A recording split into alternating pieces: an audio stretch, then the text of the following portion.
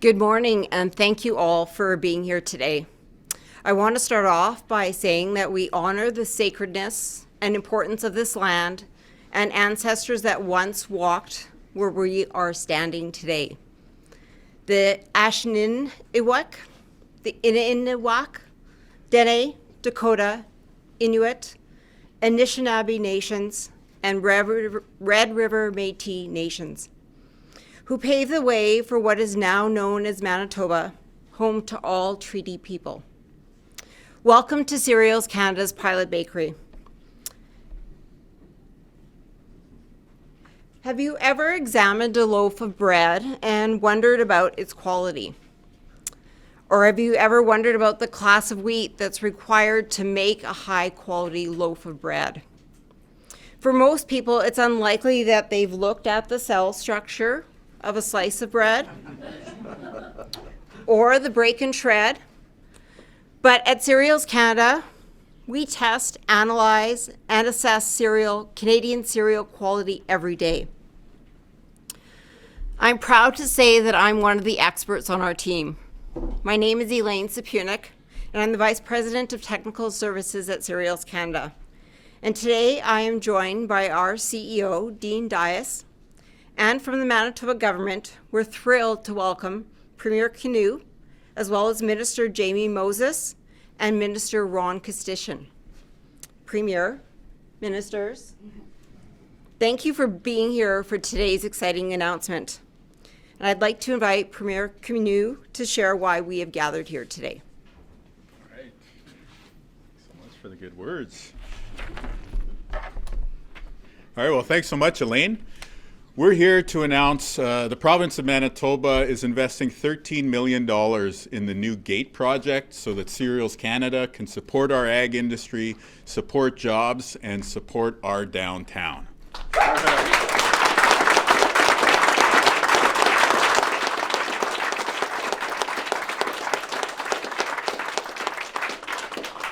You know, Manitoba and Western Canada, we have a premium product to offer the world. And at a time of trade uncertainty, we're going to help the project of diversification for Manitoba producers, for our exporters, for people across Western Canada. We heard about this project and we said, you know what, we need to get down there. We're going to bring a whole lot of bread.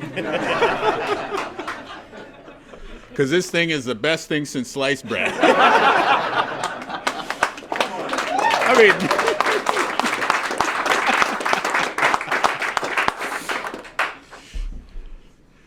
I'm trying to think of a pun for ramen noodles, but I'll get back to you.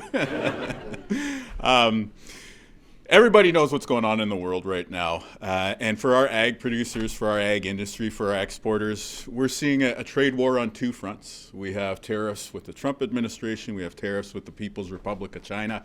And we're looking for more places to do business. We're looking for more opportunity because agriculture is the backbone of our Western Canadian economy and our Manitoba economy. And this gate project, this is an amazing opportunity for us to do a ton of heavy lifting to bring our goods to market. Manitoba grain, cereals across Western Canada have an amazing international reputation. And this project is going to bring clients, future clients, potential clients from around the world into Winnipeg's downtown. They'll be in facilities just like this to learn how they can use our ag products to make their bread, their granola bars, their ramen, and so many other products. So this is really about showcasing our ag industry at a time when Canada absolutely needs to diversify our trading partners. This is a good long-term investment in ensuring the backbone of our Western Canadian economy, our Manitoba economy, is going to stay strong. At the same time, when we talk about making sure that not just the staff and the great people here with Cereals Canada who bring this organization to life are going to stay in downtown Winnipeg, we're talking about bringing international clients here who are going to be purchasing hundreds of nights of hotel rooms. They're going to be going to Jet games and concerts. They're going to be buying meals at restaurants. And we're going to be talking about a whole lot of activity in Winnipeg's downtown.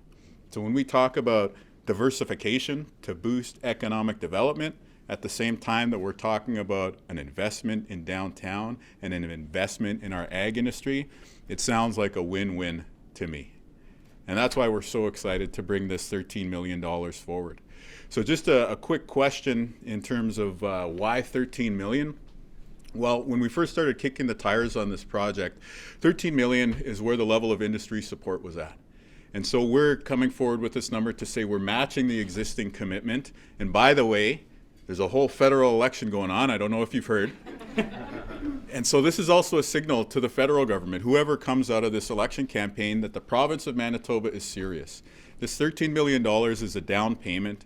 We'd like to go 1/3, 1/3, 1/3 along with industry and with the federal government. So to show that we're serious about this, to show that we're serious about our producers and our exporters and our downtown, we're making this investment today, and we're extending that warm and hearty handshake to our federal cousins so that we could work together to build up the Western Canadian economy. So thanks to Minister Costician and Minister Moses for doing the legwork to bring us here today. Thanks, of course, to the great team at Cereals Canada. And thanks so much to all the producers in the field who are building up our ag economy, all the technicians and scientists who are here figuring out that new product that's going to be flying off of grocery store shelves, and all of the industry folks who came up with this brilliant idea. This is a blueprint for how Manitoba and Canada are going to be able to get through these turbulent times. It's by working together, it's by building on those areas where we're already strong, and it's by making sure that public investment is matching the private sector's enthusiasm and creativity. So we're very happy to be here, and I can't wait to move this project along. Miigwech, merci. Thank you very much.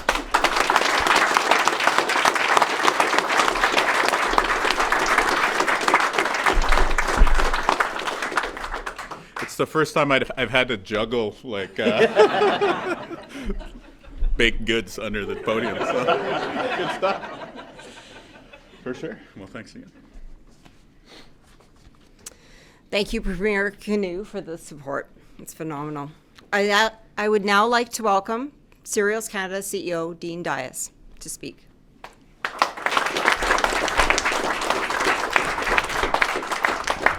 This is so exciting, so exciting.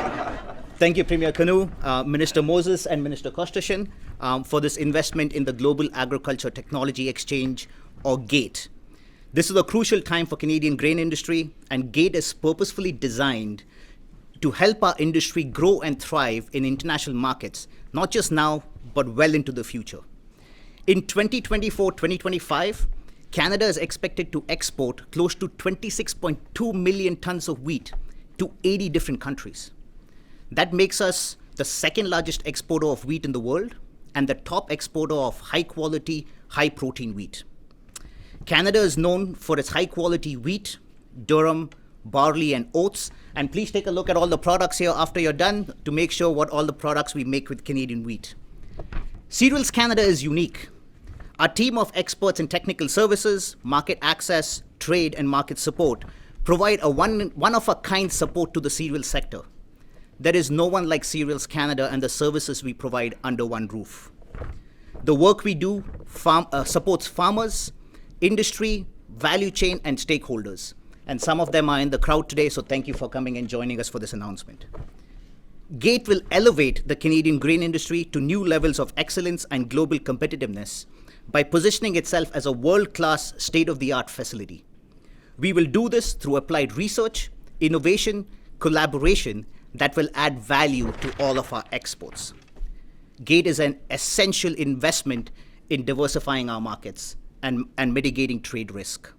By providing global buyers with value-added technical knowledge and expertise, we will continue to maintain Canada's leadership as a trusted, consistent supplier of high-quality cereals. For over 50 years, Cereals Canada has welcomed the world here, high above Portage and Maine. And now, and our staff have also traveled the world as global ambassadors or Canadian ambassadors around the world. Just in a few short years, we are excited to move into our new facility, which will be a state-of-the-art facility and shine an even brighter light on Manitoba and Canadian agriculture. So thank you.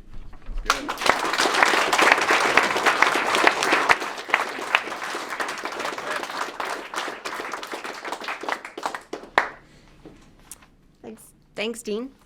I'd now like to invite Corey Peters from Herb Sigwil Farm in Randolph, Manitoba, to speak about what this investment means for farmers like himself. Corey?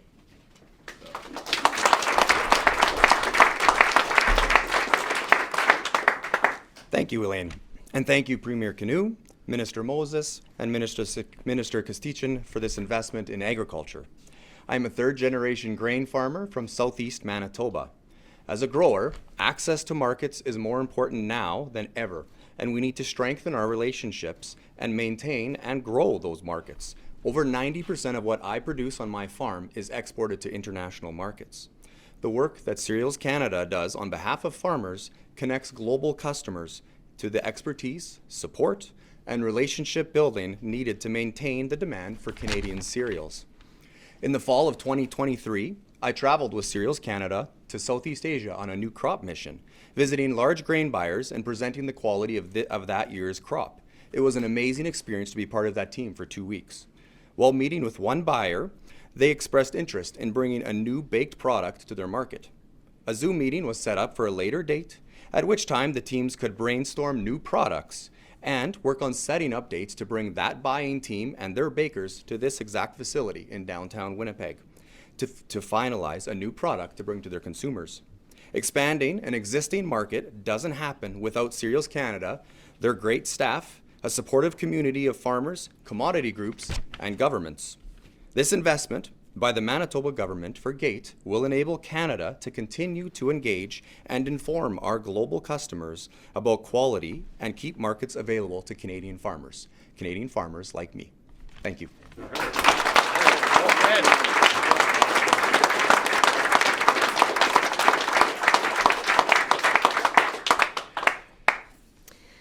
Thank you, Corey, and thank you to everyone for joining us here today. As Corey said, GATE will help us to continue our customer relationships and foster a deeper appreciation for Canadian cereals. At a time when trade is on everyone's mind, we know that leveraging our technical facilities and facilitating open dialogue with international customers helps reinforce Canadian cereals' unique value proposition, which will help keep our sector strong. We're happy to take any media questions now. Mr. Dias, there's 13 million here from the province. What's the total capital cost and where's the rest of the money coming from? So Please come to should the I be microphone if you don't. Yeah. And you can look at the cameras, not me. So the total cost of the project is about $102 million, and that includes the development cost, the land cost, the fit up and equipment. That also includes soft costs like architectural designs and all of those things. We are at the initial stage of fundraising right now. Our capital campaign cabinet is here as well, which will be helping us raise those funds. Farmers nationally have united and provided their support. So farmers from Alberta, Saskatchewan, Manitoba, Ontario, and Quebec have come together and together have raised $13.5 million. Cereals Canada has put in our own reserve fund of $5 million towards the project, and now this $13 million will get us on our way to where we need to go. But we are still a long way from there, but we are working on it. And when it's done, how many people will it employ in FTEs ballpark, and what ballpark would be the annual operating cost? So the good way to look at this is Cereals Canada is not looking at a space just for Cereals Canada. This is a vision and a bold vision to bring ag groups together, to which have the same goals and mentality to kind of expand our markets around the world. So overall, Cereals Canada has 32 staff members now, and we will continue to build that with other organizations that are coming into the facility. So we're approximating about 80 80 full-time jobs that will be part of this facility at that point. And where precisely will it go? Well, we have identified a piece of land, but nothing has been agreed to, and the agreements haven't been signed. So we can't mention that, but it'll be in downtown Winnipeg. The exchange? In this area, yes. And just one question about products, and forgive me for this being slightly off topic, but it's always been a little mystifying. Manitoba semolina goes to Italy, gets made into a premium product, then it comes back here, and we're buying premium Italian pasta here. What can be done, or what what, if anything, are you working on actually selling the same product here, made here? That's an excellent question, and I think if you look at the big picture, 90% of our grain gets exported.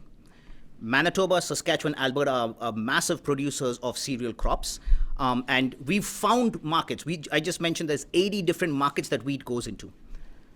Now we want to support those markets and also develop new markets. That does not mean that Canada is not one of the biggest markets. Right now, Canada is the biggest consumer or the user of wheat, Canadian wheat, globally. So we want to support that. We want to see more processing happening in Canada. We want to see more pasta being made, bread being made with Canadian wheat that we are all proud of. I say this very proudly to my family, saying, hey, if you're eating high quality pasta, it's probably made with Canadian wheat. How many Canadians can say that? And the goal is that we want to make sure that everybody knows it and can speak about it and be proud of it. There's been some criticism I've heard about just building a new facility in general. Why would you say that this is needed and why now? So this need is not new. We have been discussing this facility for over 18 years at this point. Right now, we know that this facility that we are in does not meet the current requirements of Cereals Canada and the future requirements of where we want to be. So the board has had multiple conversations. We've evaluated what we need, and the goal was, instead of having a space that we are just trying to fill in with equipment, which is specialized, by the way, it is needed to have a purpose-built building with equipment that can take us in the long run. It's a long-term vision. It's not about today and tomorrow. It's about where we want to be 50 years from now. Mr. Premier, I'm wondering how the present broad situation with China and the United States affected your funding decision.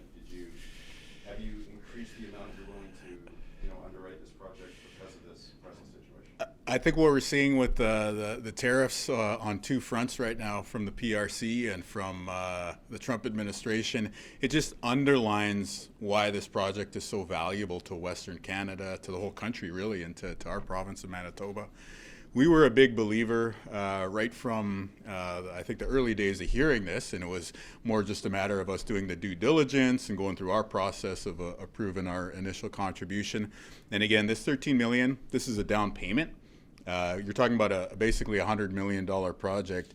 If all goes well, we're going to be there for a third of this. We're putting the down payment down today to catalyze the rest of the private investment, which is very close, and hopefully to get the feds to the table to be a partner on that remaining 1/3. But when we're talking about why does this project make sense? Well, we're diversifying our business partners at a time where we're looking beyond the US and China towards South Korea and Japan and the EU and Brazil and so many other places around the world. And the thing that we need to keep an eye on here as Canadians is we're going up against Australia and America, and they have these really strong offers when they're hosting international clients.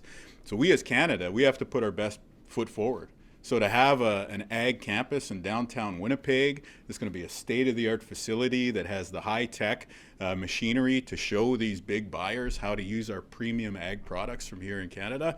This is how we put our best foot forward. This is how we close the deal and bring more business and more money and more jobs to our great country. We've got the best producers. We've got the best products. We need to do the best job of marketing ourselves internationally, especially when we see what's happening with Trump and China. And what have you heard from the federal parties in this election so far about this? Has there been any specific? Well, Minister Kostyshin, I think, has been doing a great job of making the case for this project. Certainly, I'm a big supporter of it as well. And what I would say is that I've made the case really strongly to all of the party leaders that ag is the backbone of our economy.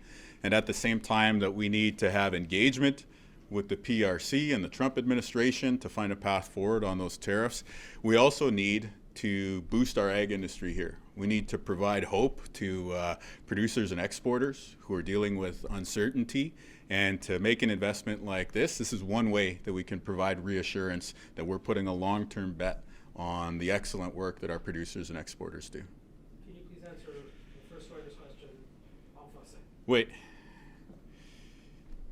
Ça va me prendre une minute pour se souvenir ce qu'il a demandé, mais ce qu'on voit maintenant tout partout dans le monde avec les tarifs douaniers, c'est que le Manitoba doit travailler très fort pour appuyer nos fermes et puis tout ce qui travaille dans les métiers et les usines dans notre province. C'est-à-dire, nous sommes dans une compétition avec des autres pays qui travaillent très fort pour appuyer leurs fermiers. Alors chez nous, nous avons besoin des investissements comme celui-ci pour promouvoir nos fermiers, les secteurs agriculturels et puis surtout pour appuyer notre économie ici dans l'Ouest et dans le Manitoba. Is there a plan if federal funding doesn't come through or private sector investment isn't what you expect it to be? Yeah, I'm always an optimist, and so I assume that everything's going to work out perfectly. And whoever wins the federal election is going to be a huge supporter of ag in Western Canada, and everything's going to go great. And I'm not willing to abandon that presupposition on day one. So.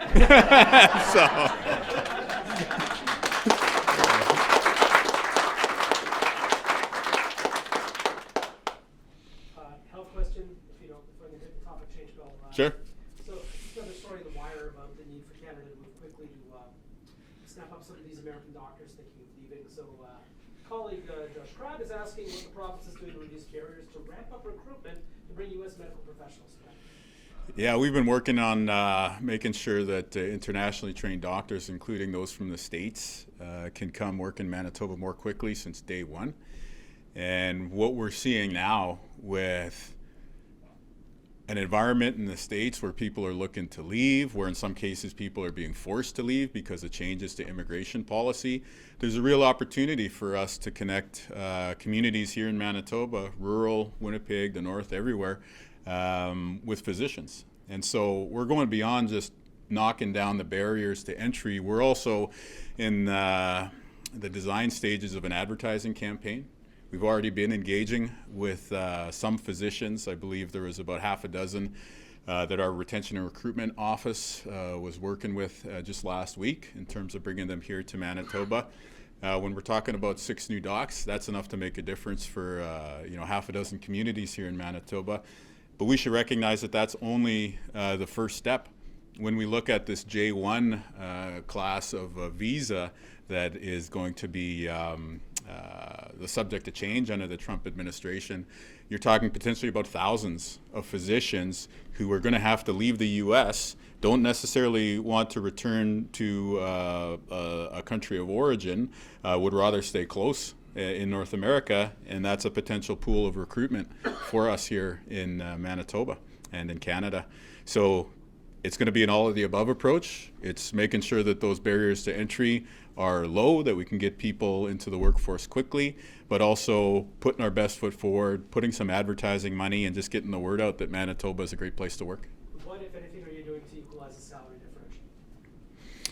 Well, we are making huge investments in healthcare here in Manitoba, and the docs do a great job of negotiating for themselves here in Manitoba, and so probably most of my commentary will be left for the negotiating table, so that what I say at a podium at a press conference doesn't get brought back in that setting. Okay, I understand the flu season was late this year, but we know that the absence of medical beds is what gets people piled up in ERs, and the ER wait times are not there. You guys keep messaging patient flow. It's the same talking point we heard from former health ministers, Cameron Friesen, and Heather Stephenson, and Audrey Gordon, and from your current health minister. It almost suggests that patients are still making the wrong choice whether they should be going to one place or another. But the reality is the medicine beds still aren't staffed up to where I'm sure you would like them to be. So what is the province doing to make sure that the actual medicine beds and other places inside the hospital are staffed up so people aren't stuck in the emergency wards, thereby creating the wait times that are getting reported as a statistic on their own? So everything in healthcare starts with people. right? It starts with the people who show up at an urgent care or an ER to get service, but it's also about the people who staff the beds. So we've added more than 1,200 frontline staff since last year's budget to be able to open more beds in hospitals. Up to now, we've added a few hundred additional beds. There's other moves that need to take place in terms of personal care homes, beds for people who do not have housing but are ready to be discharged. That's an alternative level of care bed. And then community supports like home care, so that people can be released and live independently rather than staying in a hospital for an unnecessarily long period, which is also not only going to create issues with the flow you're talking about, but it's also going to make them unhappy when they're staying there longer than necessary. So the staffing pieces are in place. In the next few weeks, we're going to make an announcement of our ER strategy, which has been designed by what I'm calling the Avengers of Healthcare in Manitoba. So we basically just got the best of the physicians and healthcare experts here in the province to come up with a plan to improve ER waits. They've identified about a half a dozen steps that are primarily about deploying staff resources to make sure that more beds can be open and more community supports can be delivered. And so you'll see that presented to you with a bow wrapped around it in the next few weeks. But at the end of the day, the health minister, the Department of Health, all the heads of the regional health authorities and shared health, they understand that we have to produce better outcomes for patients when you show up at a hospital or when you show up at an emergency room. So these things take time. Nothing moves as fast as I would like it to. But in order for us to make the changes in healthcare stick for the long term, we had to address the staffing first. And then we had to address some of the structural pieces, and then now we're in the position to sort of take the covers off the ER strategy that'll unite all of those different investments. Go ahead, please. What do you make of a PC proposal to have Go Canada sung every day the legislature sits? I think it's being dealt with at the legislature right now. The only thing I'd say is our kids sing O Canada every day. Sounds all right to me. 8 days ago, you said you'd have something to say about hydro this week? Well, it turns out you're going to have to wait a couple more days, but I'm thinking Monday might be a pretty exciting day to be reporting on the hydro file. Cool, what are you going to say? I'm going to say something really cool about Manitoba Hydro, I guess.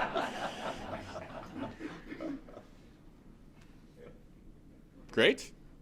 Well, congrats everybody here at Ceros Canada, all the producers and the partners who are going to stand up this great facility.